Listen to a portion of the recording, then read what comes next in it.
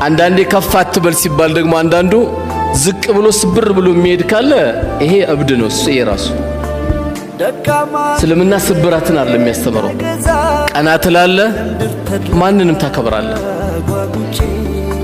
ዝቅ ማለት የሚባለው ነገር ምንድነው? ሰዎች ላይ የበላይ ሆነ አትታይ ነው እንጂ ከኢማን ቆጥሮ ጎንበስ ብሎ ሲሄድ ያዩት ዑመር ኢብኑ አልኸጣብ ቀና በል ነው ያሉት።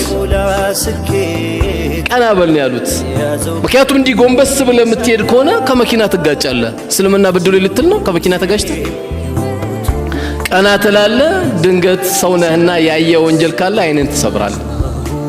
የማይፈቀድ ነገር ካለ አይንን ሰበር ታረጋለህ። ስለዚህ መንገድ ላይ በምትሄድበት ጊዜ ነጠር ነጠር አትበል እያለ አላህ ይመክረናል። ይሄ አንዱ የኩራት